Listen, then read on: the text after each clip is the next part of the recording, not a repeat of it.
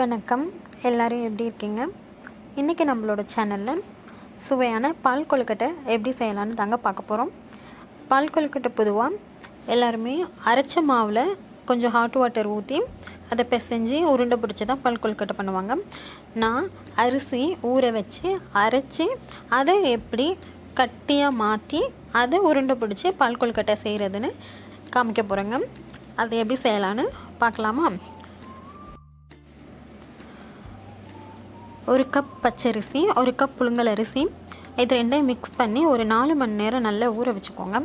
ஊற வச்சதுக்கப்புறம் அதை மிக்ஸி ஜாரில் சேர்த்து நல்லா தண்ணி ஊற்றி நீங்கள் தண்ணியாகவும் அரைச்சிக்கலாம், இல்லை கட்டியாகவும் அரைச்சிக்கலாம். எப்படியா இருந்தாலும் இதை நம்ம அடுப்பில் வச்சு அதை நம்ம கட்டிப்படுத்த தான் போகிறோம். நல்லா தண்ணியாக அரைச்சிட்டிங்கன்னா அதை ஒரு சட்டியில் எடுத்து இந்த மாதிரி அடுப்பில் லோ ஃப்ளேமில் வச்சு கைவிடாமல் கிண்டிகிட்டே இருந்தீங்கன்னா கட்டிப்படாமல் அந்த கட்டிப்பதம் மாறிக்கிட்டே இருக்கும். மாவு வேக வேக கட்டிப்பதம் மாறும். அந்த மாதிரி நீங்கள் கையை வச்சு கிண்டிகிட்டே இருங்க விடாமல். இடையில கையில் எடுத்து பாருங்கள், உருண்டை உருட்டி பாருங்கள். உருண்டை உருட்டுற பதம் வர்ற வரைக்கும் நீங்கள் அதை கிண்டிகிட்டே இருக்கணும் அடுப்பில் வச்சு. அதுக்கப்புறம் நல்ல ஒரு பதம் வந்ததுக்கப்புறம் உருண்டை உருட்டுற அளவுக்கு கையில் மாவு ஒட்டாமல் வந்ததுக்கப்புறம் கை வச்சு நல்லா பிசைஞ்சு விடுங்க. அப்போ தான் உங்களுக்கு அந்த பதம் தெரியும். கை வச்சு பிசைம்போது தான் உங்களுக்கு உருட்டுற அளவுக்கு அந்த பதம் தெரியும். இப்போ நான் கை வச்சு எப்படி பிசைஞ்சு விடுறேன் பாருங்கள். அந்த மாதிரி மாவு நல்லா பிசைஞ்சு விட்டுக்கோங்க. பாருங்கள், கையில் ஒட்டாமல் நல்லா வந்திருக்கு. நம்ம நார்மலாக மாவு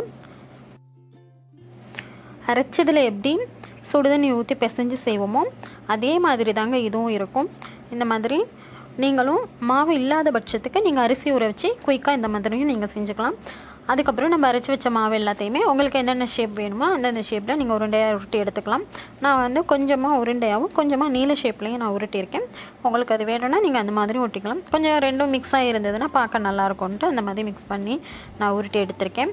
நான் ஆல்ரெடி அந்த உருண்டையெல்லாம் உருட்டுறதுக்கு முன்னாடியே தண்ணி காய வச்சு அதில் கொஞ்சமாக கரைச்சி வச்ச அரிசி மாவை போட்டு நல்லா கொதிக்க வச்சு வச்சுருக்கேன். இன்னொரு பக்கத்துலேயே ஒரு கிண்ணத்தில் சர்க்கரை பாகு காய்ச்சி எடுத்துக்கலாம். அதுக்கு தண்ணி நல்லா சூடு பண்ணிவிட்டு இடித்த வெல்லத்தை போட்டு சர்க்கரை பாகை காய்ச்சி எடுத்து வச்சுருங்க. அவ்வளோதான். இப்போது நம்ம ஆல்ரெடி கொதிச்சிட்ருக்கு பார்த்திங்களா அரிசி தண்ணி, அதில் தேவையான அளவு பால் சேர்த்துக்கோங்க. பால் சேர்க்கும்போது நல்ல பியூர் ஒயிட்டாக கிடைக்கும் உங்களுக்கு. அதுவும் இல்லாமல் கன்சிஸ்டன்சி நல்ல க்ரீமியாக சூப்பராக வரும். அதுக்காக தாங்க பால் சேர்க்குறோம். பால் பிடிக்காதவங்க ஸ்கிப் பண்ணிடலாம். இப்போ நல்லா பால் கொதித்து அந்த பச்சை வாசனைலாம் போனதுக்கப்புறம் நம்ம உருட்டி வச்சுருக்க இந்த உருண்டையெல்லாம் இதில் சேர்த்துக்கலாம். இது ஒட்டாதுங்க. இங்கே போட்ட உடனே போட்டு கிண்டக்கூடாது. அந்த கரண்டியோட அடிப்பகுதி இருக்குது பார்த்திங்களா, அந்த அடிப்பகுதி வச்சு லைட்டாக ஒன்றோட ஒன்று சேராமல் விலக்கி தான் விடணும். கரண்டி போட்டு ரொம்ப கிண்டக்கூடாது. கிண்டுனிங்கன்னா என்ன ஆகிடும்னா ரொம்ப கூலாக ஆகிடும். அதுக்கப்புறம் இந்த பால் கொழுக்கட்டைக்கு தேவையான அளவு கொஞ்சமாக உப்பு சேர்த்துக்கோங்க. ஏன்னா சர்க்கரை சேர்க்கும்போது எந்த ஸ்வீட்டாக இருந்தாலும் ஒரு மைல்டாக உப்பு சேர்த்துக்கிட்டோம்னா கொஞ்சம் நல்லாயிருக்கும். அதனால் நான் கொஞ்சமாக இந்த இடத்துல உப்பு சேர்த்துருக்கேன். இப்போ பாருங்கள், இந்த பால் கொழுக்கட்டையெல்லாம் நல்லா வெந்திருக்கு. இந்த டைமில் நீங்கள் கரண்டி வச்சு நல்லா கிண்டி விடலாம். நீங்கள் எடுத்து பார்த்திங்கன்னா தெரியும், ஒன்று ஒட்டாமல் தனித்தனியாகவே இருக்கும். ஒரு 2 நிமிஷம் 3 நிமிஷத்தில் இது வெந்துருங்க.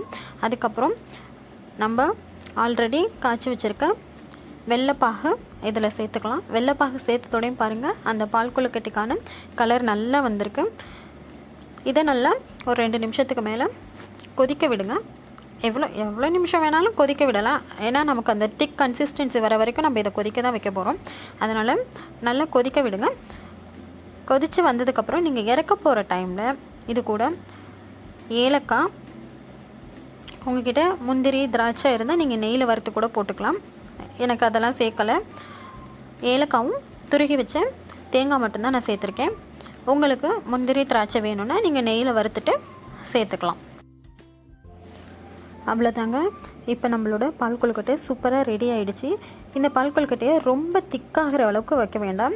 ஒரு போரிங் கன்சிஸ்டன்சி இருக்கும்போதே இதை வந்து ஆஃப் பண்ணிவிடுங்க அடுப்பை. ஏன்னா இது ஆற ஆற இன்னும் திக்காகுங்க. பாருங்கள், இந்த கன்சிஸ்டன்சியில் இருந்தால் போதும். இதே மாதிரி நீங்களும் வீட்டில் அரிசி மாவு இல்லாட்டினா அரிசி ஊற வச்சு எப்படி அதை அரைச்சி உருண்டை பிடிச்சி பால் கொழுக்கட்டை செய்கிறதுன்னு செஞ்சு பார்த்துட்டு எப்படி இருக்குன்னு கமெண்டில் சொல்லுங்கள். அவ்வளோதாங்க. இது வரைக்கும் நம்மளோட சேனலை சப்ஸ்கிரைப் பண்ணாதவங்க சப்ஸ்கிரைப் பண்ணுங்கள். தேங்க்யூ.